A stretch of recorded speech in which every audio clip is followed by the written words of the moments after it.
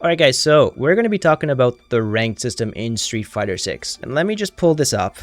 Catcammy put this thing together and is showing the Street Fighter 6 ranked distribution in November 2024, ranked by highest ranked character per player. So this is the rank of the total player base, not active, just total player base so far. Now let's compare that to the total active player base. These are the people who are actually playing the game active in the last month. So this one's a little bit different than before.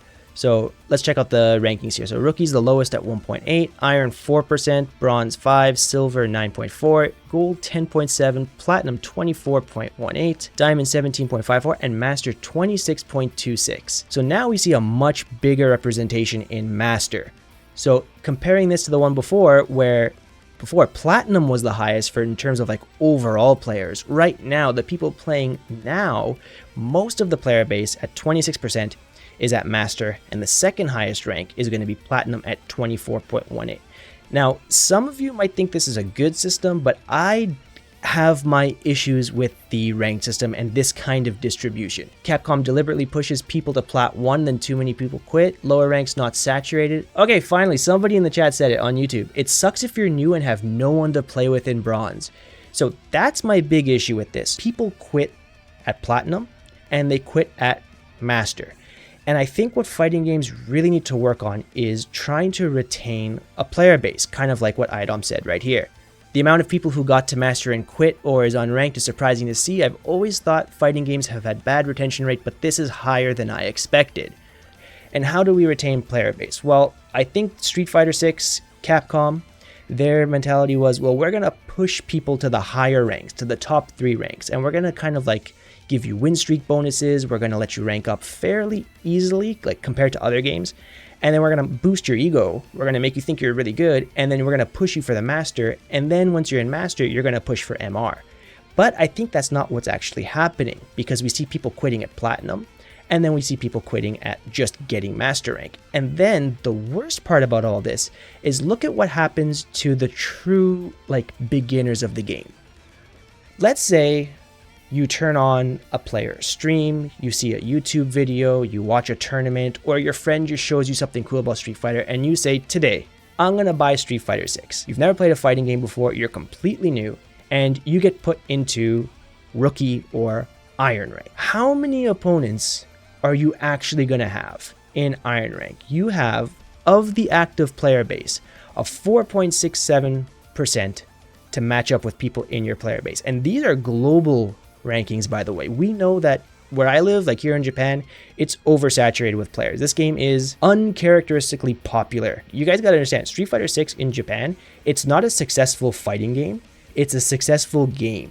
But then you go over to somewhere like places in Europe or places in North America, and the lower ranks, they're just not populated. How long do you have to wait before you get a match in ranked? 2 to 3 minutes. I think if you have to wait 2 to 3 minutes at the beginner range, like if you're like iron or bronze, asking a player to wait 2 to 3 minutes to get a match is really bad, I think. I think that's going to hurt retention. So of course we're looking at it here. I have some more infographics. Let's take a look at some other popular games. So here I have Brawlhalla. Okay, somebody in my Discord posted this. Thank you to who posted this. Really appreciate it. So if we look at the distribution, it peaks in the middle. So you have less people, you have quite a good player base. It's not tiny like Street Fighter 6. It slowly ramps up, peaks in the middle, and then kind of peters out. And then like there are a ton of players at the second highest rank and then very few players at like the ultimate rank here. Then let's go to the next game. Let's look at another really popular game, Valorant, in 2024. So Valorant has a very similar kind of graph, a very similar metric as the last game we looked at, Brawlhalla. Iron 1 pretty low, Iron 2 pretty low, but then once you get to Iron 3, the player base is fairly similar to the ranks above it. So you're going to have a healthy player base here if you're a new player. And then as you get stronger, the player base dwindles down, but that's to be expected because, you know, not as many people are going to be able to get the highest rank in a very popular game compared to the lower ranks. So here, the new players of the game, the players who are coming in, have a healthy player base and probably won't have to wait very long in queued. Now back to Street Fighter 6. This is a bit old, this is June 5th, but just to show you like the graph, if you can compare the graphs, look at how different Street Fighter 6 is compared to Valorant or compared to Brawlhalla. It's got a nice peak Most of the player base is in the middle. Most of the player base is somewhere in the middle. Valorant seems a little bit heavy on the like beginner intermediate rather than just straight intermediate as Brawlhalla. But then we get to Street Fighter and it's just kind of whack. It's just completely different. It peaks at one rank and then peaks at the highest rank. So in my opinion, and I'm sure people are going to argue with me on this, but I think that this is not that healthy for retaining a player base. I don't know. I don't like this. I don't think this is a good way to build your player base and to motivate people to play. On to the next thing. Talking about this, let's look at more of Reinhardt's tweets because he kind of expanded upon this a bit more. So then he had this tweet, which is a reply to IDOM's tweet about people quitting at Master. And he says, Master rank should be called intermediate, 1500 is nothing. Actual Master rank should start at 1800, 1900 new rank, 2000 new rank, and every 1000 MR new rank. Legend should be a rank, not a substatus. You probably can't get much higher than 2500 before a reset.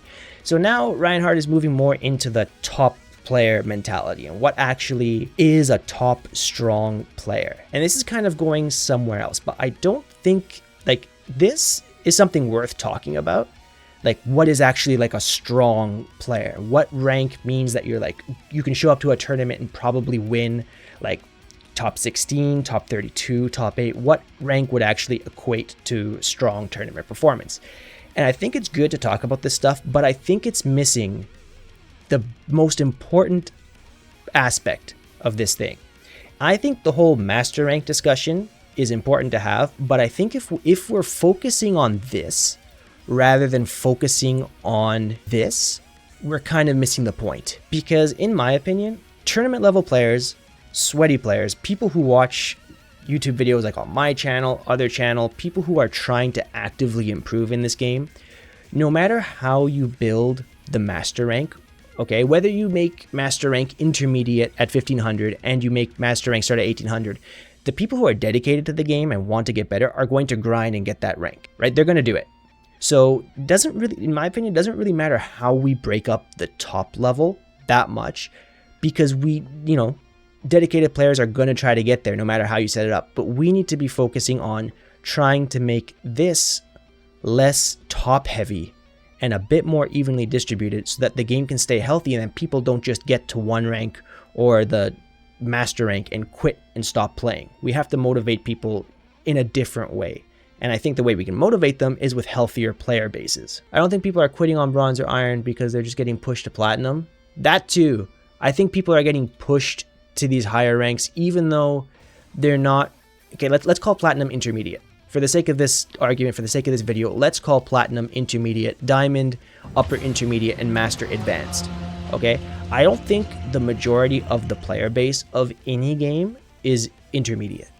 Not just Street Fighter 6. Any game like Valorant, Counter-Strike. I don't think the majority of the player base of any online competitive game is going to be a true intermediate, with a huge disparity between the rank below it and like the rank above it. I got an interesting comment here on YouTube. I started playing 3 months ago in Street Fighter 6 and now I'm in Master, but it looks like I know nothing about the game because I was okay, but in Master everyone just beats me and I lose my points. It's very strange. Do you find that fun?